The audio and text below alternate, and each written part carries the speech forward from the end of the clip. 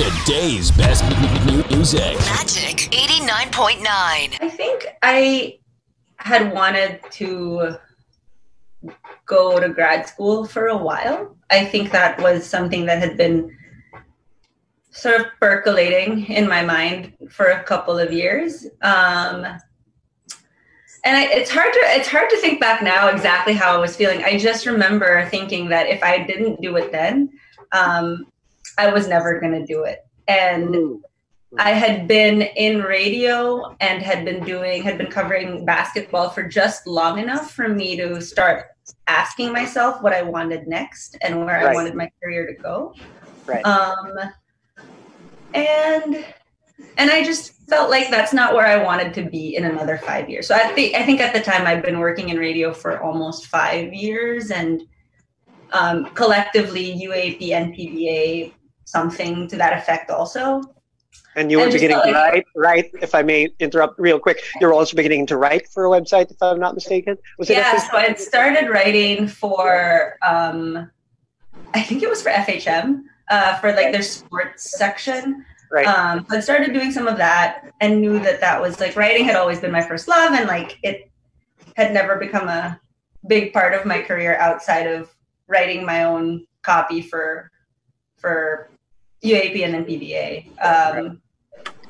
And just felt like that was something that I wanted to pursue, and it felt like, but if not now, then when?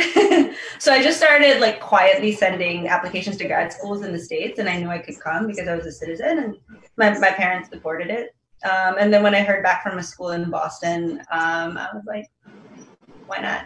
I can do it now, so I'm going to do it.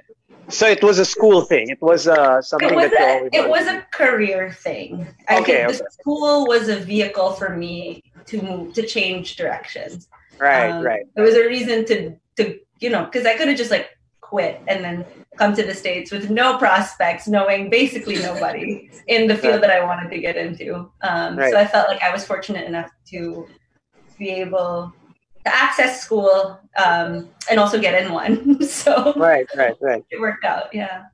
Okay, and Mia, you left 2012. It's been 8 years. Yeah. Since. Well, yeah. Now that I think about it, it doesn't feel like it. Obviously, you and I were often in touch. We've obviously stayed in touch more than we should. I don't know if you know what I mean. At the wee hours of the morning, just talking about random stuff. You also, and I love you for this. You also flew all the way to Singapore for my wedding, and I really appreciate that. You're the ultimate wing woman, as I always say. You've always been. But what was the impetus for you to leave the country again at the height of your popularity, your fame, which you did not achieve on my show? You achieved on Good Times, obviously. That's also debatable. When you switch shows, that's when it happened. Maybe it was height of popularity off air. Our time on air came to an end, and then I switched over to the morning show, and that was a whole complex of its own, and it was great. But I think ultimately I always had the plan of coming back to the US. It's just my dad was here. My family's all here. I was only in the Philippines for 5 years. So there was no intention of being there forever, although it served me really well. It treated me great. But again, the intention to come back was always there. The following year I had my son. So it was just right.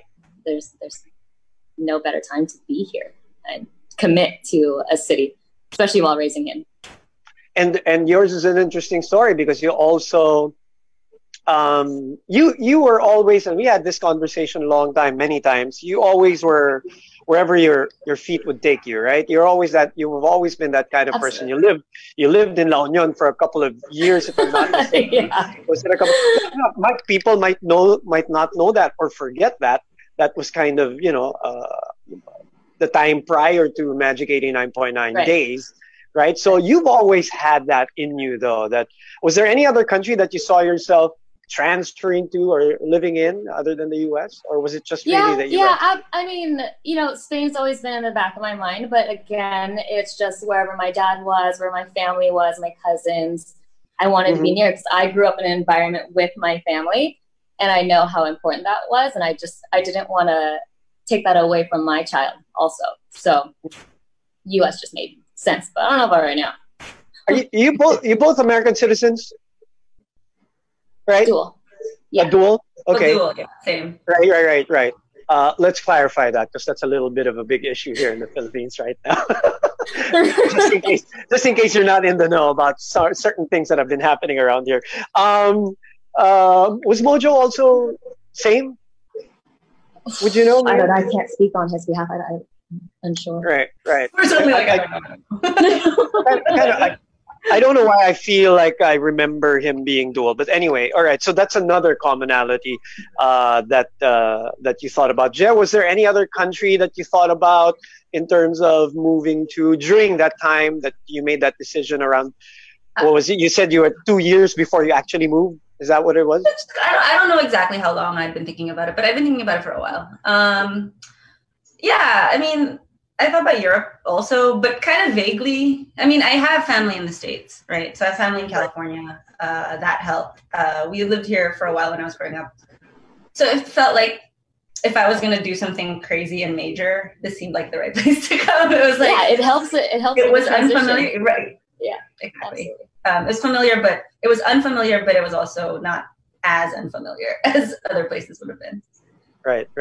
For those again listening and just tuning in, we're talking to Jessica Mendoza and Mia Bayuga, formerly of Magic 89.9. For Jessica, it's been 7 years. For Mia, it's been 8 years already. You mentioned the word crazy.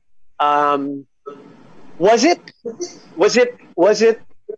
at that time in your head, this is crazy. This what I'm doing is crazy.